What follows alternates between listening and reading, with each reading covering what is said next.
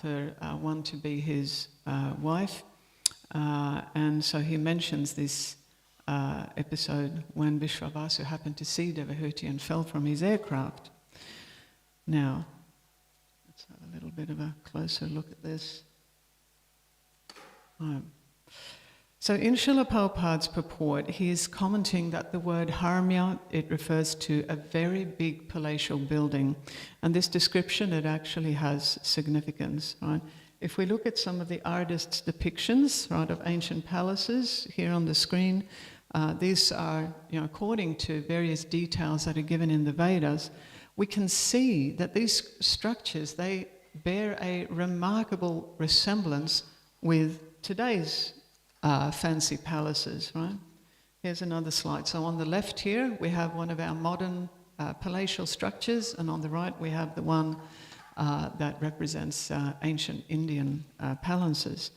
So, certainly there will be some differences in terms of the specifications of these structures. Perhaps the decorative features will be different, perhaps the materials that were used in designing and in constructing these buildings, but still, there is not so much difference that the two different styles cannot be put side by side and compared with each other, right? And also in today's purport, Srila Prabhupada is mentioning the aircraft, right? So these types of aircrafts, Prabhupada says they were prevalent in Satya Yuga. That means more than 3 million years ago,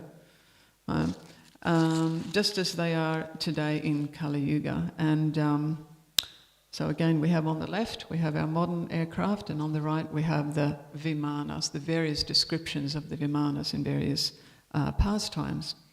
And again, we can see that some of the specific features will differ, some of the characteristics of the design and perhaps in building the vimanas. But generally, aircraft from the different yugas, again, they are not so different that they cannot be put side by side and compared, right?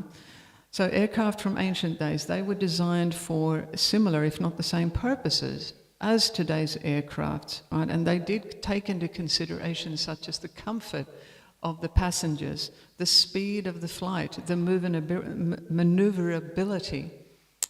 Some of these are actually mentioned in the Ramayana when there is discussion about the Pushpa Vimana, on which Sitaram, Lakshmana and their entourage flew back to Ayodhya after Lord Ram had killed Ravan.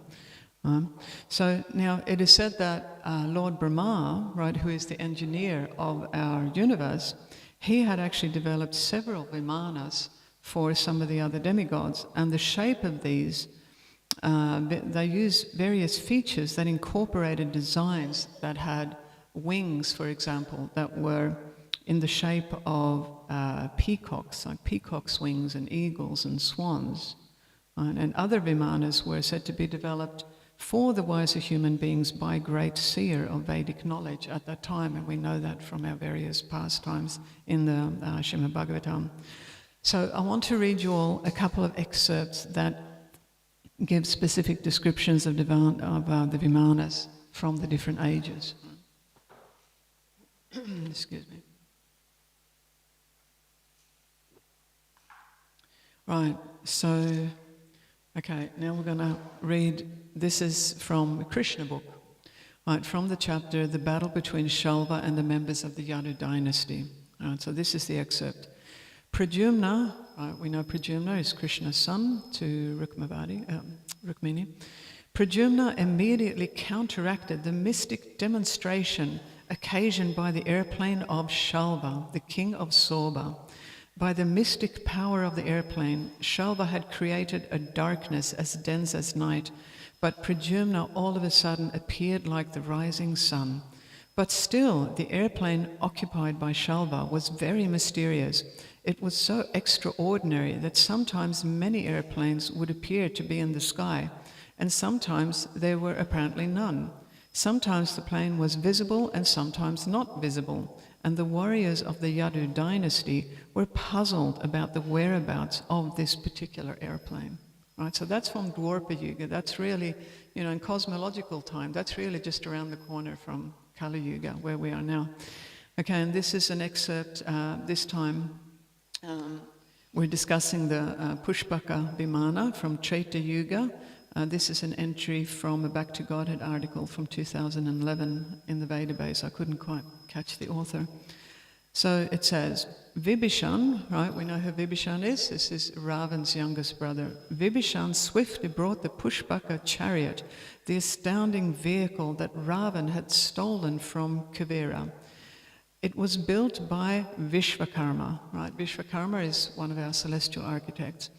It was built by Vishvakarma, mostly from gold. Its seats were made of Vaidurya manis, gems that display different colors, and the mental indications of its driver were enough to direct it anywhere. Right, so these, they're actually describing an aircraft that flew according to the will of the driver, simply by thought. And we also hear, of course, that there are vimanas that flew by mantra. Now let's go even further back to Satya Yuga. Right, so now with regards to Satya Yuga, there is some different information as to whether vimanas were actually being produced in the Satya Yuga. But what is certain, what we do know, that in today's shloka, right, which happened in Satya Yuga, so this pastime with Devahuti, it's happening in Satya Yuga. Here all of a sudden we have a Gandharva coming down from the upper material planets in his Vimana. So at least, in Satya Yuga, the Vimanas were prevalent in the upper material planets. And of course, we also know from the pastimes of Dhruva Maharaj, right? So Dhruva Maharaj's pastime also occurred in Satya Yuga. And Dhruva was, of course, escorted to Dhruvaloka, which is the pole star, in a special kind of a spiritual airplane.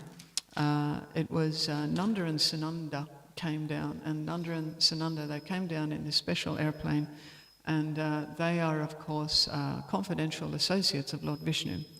So, there's plenty of evidences of aircraft being used throughout the Earth's history, dating back millions of years.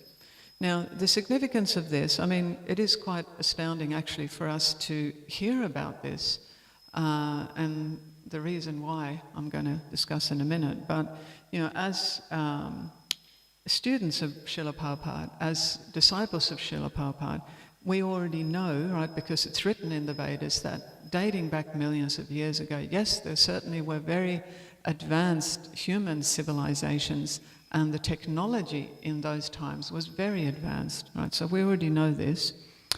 And we could also say that, we can safely assume from what we read in the Srimad Bhagavatam that populations in those times, they were faced with the same, if not similar, existential challenges as what we are today. But rather, the most profound aspect of this that I find, and this is what I actually want to discuss mostly today, is that today's academics and scientists and historians and educators, they are in gross ignorance about the true history of our planet, and they are also in ignorance about the history of civilizations and cultures, and specifically technology that has existed over millions of years, and that these kinds of evidences and testimonies that are recorded in the Vedas, right, and they are also recorded in certain other ancient literatures that we find around the world, like literatures that existed before our Kali Yuga. All of these types of evidences, they are more or less being dismissed as mythology today. Right? This is very sad. Srila Prabhupada discusses this. That means that they are being dismissed as fantasy. So I'm going to discuss this today, and also what is causing this unfortunate set of circumstances. So, as I was showing on these slides, right, there actually exists more similarities than differences when we are looking at some of the evidences of these structures, like palatial buildings and also aircraft. They are actually historical records, we could say. They are records by scholars in the past, but they are not taken seriously. Like if these kinds of records and narrations were taken seriously, more seriously by today's scientists in particular, then we would see the world at large today paying a lot more attention to what is recorded in the Vedas. But sadly, we don't really see that today, neither by our educators nor by our politicians. So, right, today's scientists, they maintain great desires to appear to be professional and appear to be very expert in delivering factual knowledge about the Earth to the Earth. But because their own desires are contaminated by selfish motivations, instead of delivering accurate knowledge, they actually end up delivering the products of those very desires, which means that they are delivering information that is largely misconstrued, right, especially about the history of the Earth. A lot of it is inaccurate, or it is certainly incomplete, right, especially about the causal agents that are underpinning the workings of the universe, as well as the human body and what to speak of human consciousness. They do not understand the role of consciousness within the living beings, and they don't understand that the quality of consciousness of living beings is what largely predicts their destiny. I remember being in, I think I was down at the University of Tasmania, and I was just checking out some of the standard biology textbooks. You know, these are textbooks with like 500 or 700 pages about the functioning of living beings. And I was looking up how much was really in there about the topic of consciousness, right? Because we know from the Vedas that it is consciousness that actually makes the whole body function at all.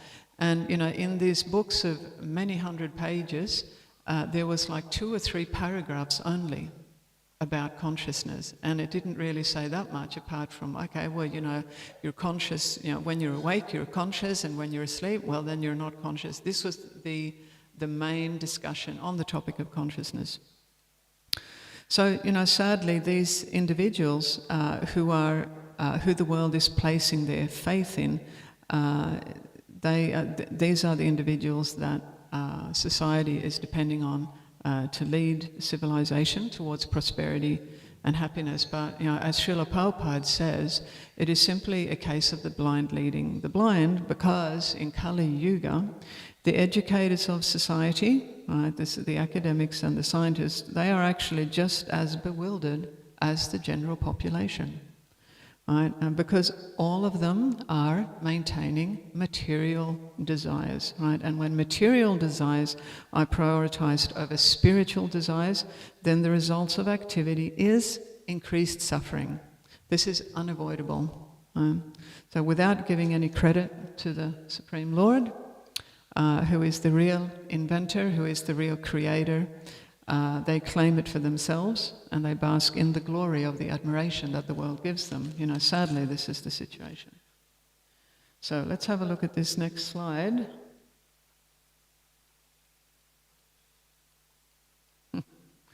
So we may entitle this slide, "The Face of Kali Yuga," because in this age, all of these 12 descriptors that you can see on the screen, all of them are highly relevant to all people within all circumstances at all times. Not just to some people within some circumstances sometimes, no, to all people within all situations at all times. And because this is so, right, when Padma Muni says in his shloka, you know, hey, you know, 3 million years ago there was a Gandharva flying in a vimana over the Earth planet, and he happened to see this beautiful maiden playing on the roof of a great palace. Right? When Padma Muni says this, this is not actually taken as factual information by our historians and educators, sadly. So we don't need to refer to today's particular shloka to discuss this phenomenon, because the Srimad Bhagavatam is actually full of events of where we have celestial beings from the upper material planets coming and interacting with the inhabitants here on our Earth planet, right? But today's historians, right, they will insist that it is really only within our own current modern era in which we had these sophisticated dwellings, this sophisticated technology. They will admit, they will go back to, maybe 10,000 years, 20,000 years. They say, okay, we have the pyramids, yeah, we know that, there's disagreement about whether the pyramids were built 4,000 years ago or 12,000 years ago. That's been going on for some time, these disagreements. But if you go back to, say, past 20,000 years, today's researchers will say, well, no, there is no way that we could have had sophisticated and advanced civilizations beyond those dates. So let's have a look a bit closer. Today's educators and scientists, they are heavily immersed in, right, which guna? Couldn't hear. Rajagun, thank you, yes, Rajagun. I mean, Tamagun is there also, but Rajagun is the one that predominates this speculative type of intellectual endeavors. Right? It is causing academics and people engaged in tertiary studies, that it causes them to rely on their own bodily senses and certainly on their own limited material intellectual capacities. Which means that they cannot deliver the whole picture about anything, really, not even the human body, what to speak of the world and the universe. Right? They have no knowledge on Paramatma, for example. They have no knowledge on Lord Krishna, as the creator and the maintainer and the controller of the material universes. And I could go on more about what they don't have, but in the 18th chapter of the Bhagavad Gita and in the 11th canto of Srimad Bhagavatam, this speculative type of knowledge by which a person is looking upon other living beings from the material platform, right? That means that they are looking at other living beings from the platform of duality. Yes, this is a very prominent absorption in Rajagun, the mode of passion. And we know that activities that are carried out in the mode of passion, they end in further suffering and bewilderment for the living beings. Right? And one very prominent feature of Rajagun is the characteristic of desiring, I mean, I would even go so far as saying craving fame and social prestige and recognition. And this intense desire on behalf of the scientific community and the historians, it is creating this illusion that what contemporary researchers are achieving, this represents the peak of human civilization, right? In other words, that their discoveries are giving humankind the best information that has ever been available to humankind. Right, and this is the delusion, very strong delusion, that is caused by the material energy affecting the consciousness of people who are functioning in Rajagun. And consequently, today's educators and scientists, they produce literature about the history of the world that is largely inaccurate, or at least it is incomplete. Most of it is irrelevant to the well-being of jivas, and certainly it is insufficient in delivering living beings from suffering that is caused by being in this material atmosphere that we are currently in. Right? But it is not that these individuals cannot produce any factual information about the material world. Obviously, we know that there is a lot of data, there is a lot of information out there that is accurate about, shall we say, the immediate workings of our immediate environment. Right, we can say it like that. But the most essential facts, specifically about the origins and the functioning of the human body and our planet, that information remains beyond the grasp of today's scientists. And of course, the information that is totally missing, it is that the information that is actually most critical and most essential for leading individuals towards lasting happiness and well-being. And of course, I'm talking about knowledge of our dear Krishna, knowledge of the Supreme Lord and his role in creating and sustaining and controlling material nature as we do it, as we know it, and what to speak of him being present in the heart of every living being. So, consequently, the Earth's ancient texts, they become discarded as fiction. They are not accepted as containing superior sources of knowledge from superior intellectual sources and from superior scientific sources, which they actually are. So,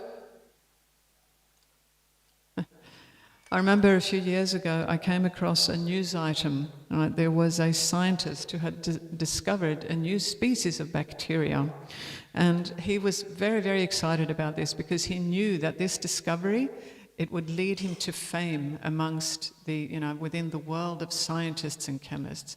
So, in his happiness about this, he decided to have the new species of bacteria named after him. Right. I have since discovered that there are several species of bacteria and germs and viruses that have been named by the people who found them. Right? And this is actually quite remarkable. This is Rajagun, at its best, we could say.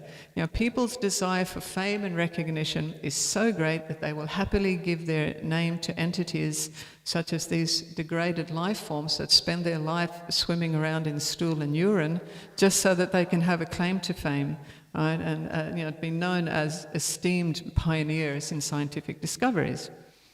Srila Bhaktivinoda Thakur, in his Sri Bhakti-aloka, he says that amongst all things that the materially ensnared soul strives for, pratishta, this pratishta, it is which means an intense yearning or striving for recognition and fame. This is pratishta.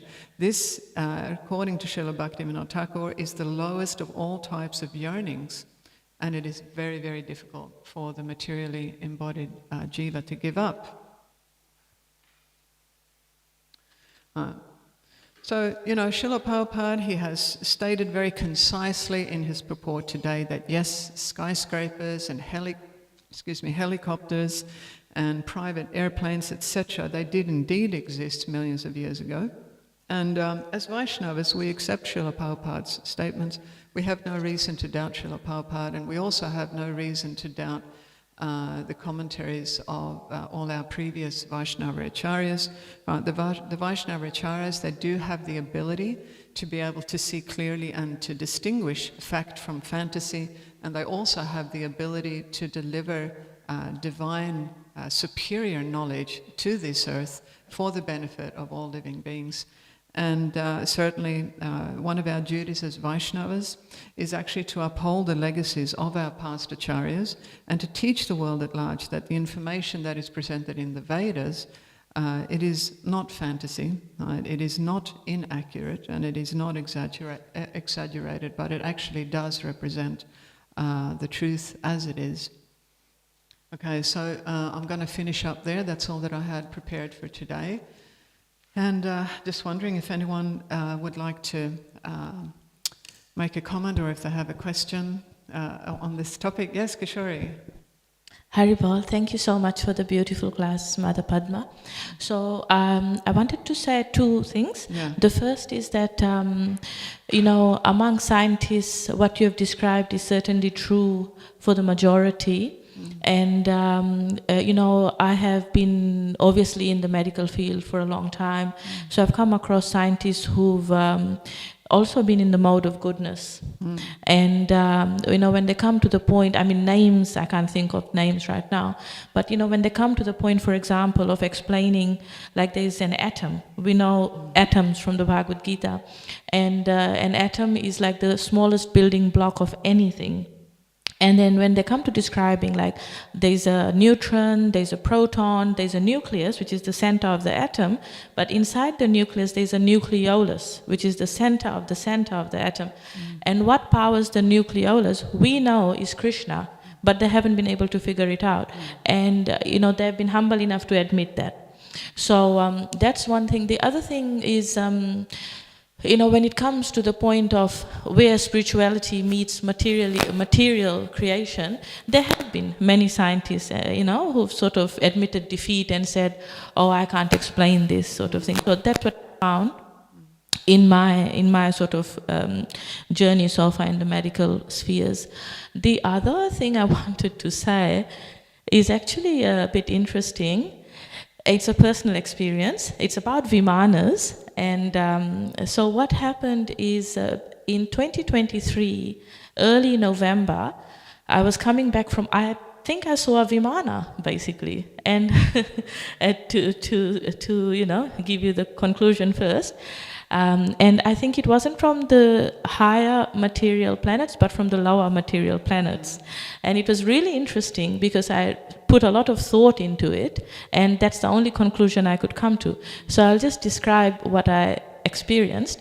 So I was coming back from Bali, and it was an overnight flight, and from Bali to Australia takes 6 hours, and 5 to 6 hours. And so the plane landed in Brisbane at 5 a.m.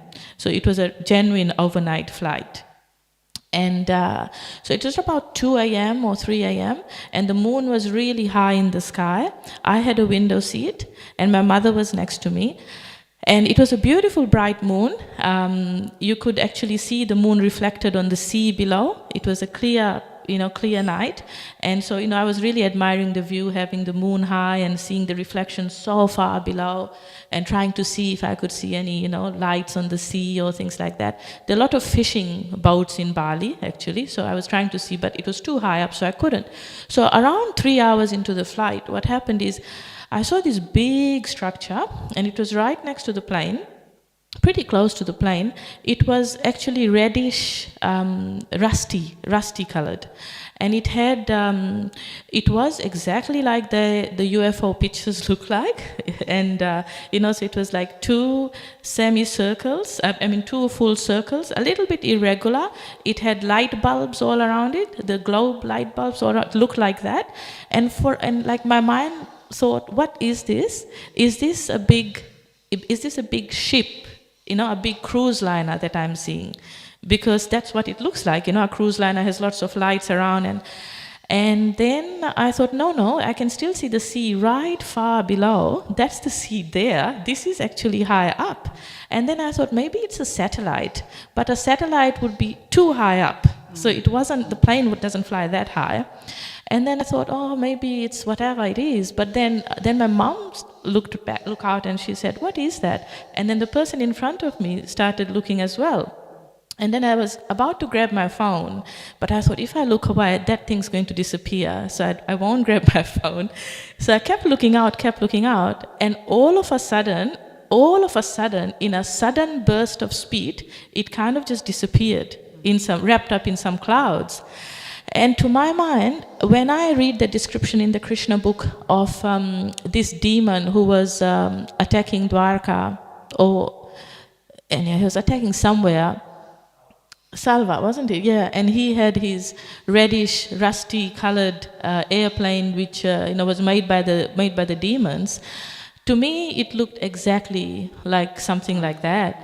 And I was convinced that, this is the whole material creation, and there are 14 planetary systems. We are in the middle. There's the higher ones. We know all about Vimanas from the Bhagavatam, and we also know about the spacecraft and the Vimanas from the lower planets. And so in my mind, it was like, wow, this is amazing. And, materially speaking, there have been UFO sightings, but like you were describing in your class, people don't really know because of bewilderment exactly where to place that.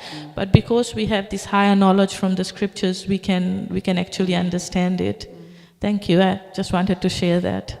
Jai, thank you so much for that, Kishori. That was absolutely interesting. And I, for one, believe you 108% that you actually did see a Vimana. No, I'm utterly convinced. Thank you so much. Yeah, we have, there are people around the world, as we know, who are totally fixed in their testimonies that they have also had interactions with what today we call them UFOs. But, sadly, they don't really understand very much about them because they don't understand the planetary systems.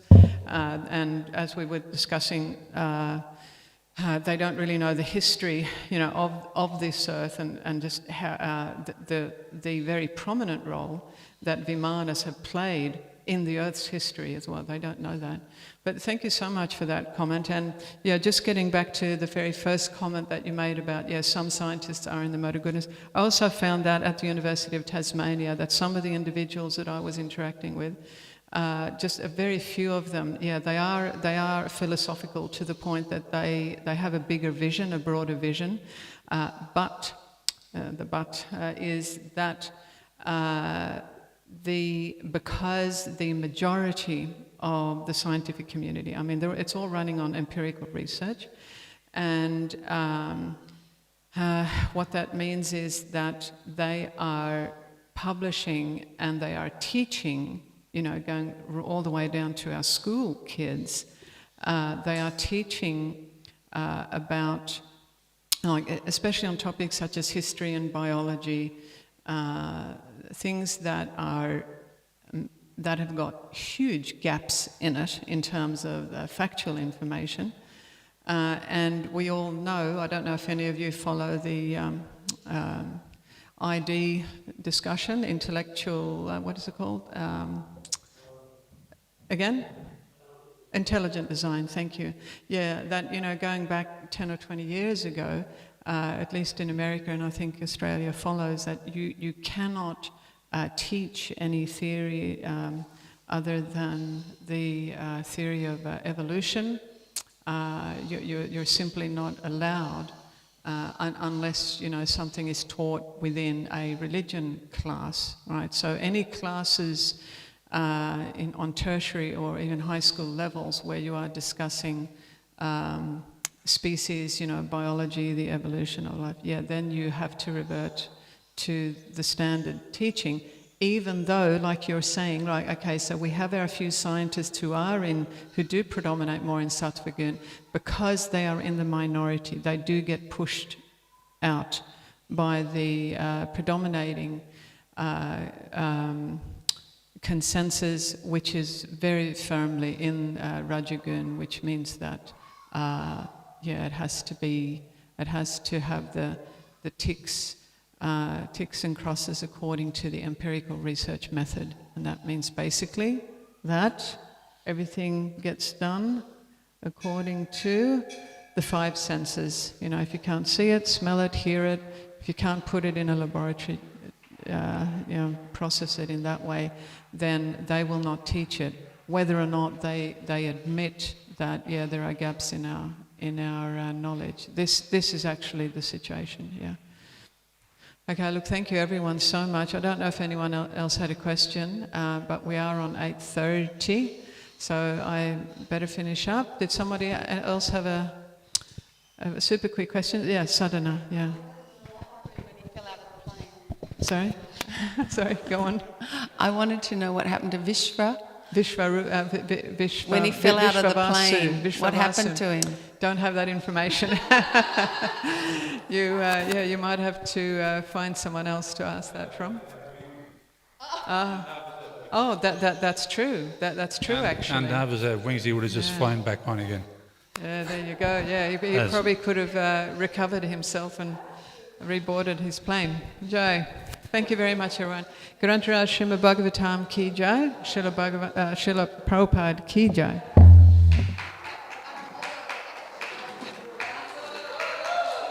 Thank you, Sadhana.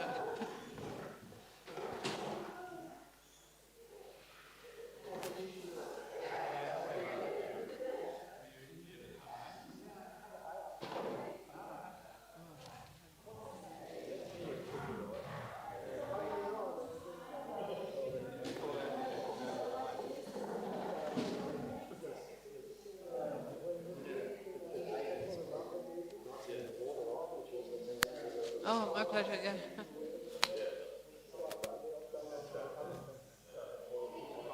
Thank you for coming.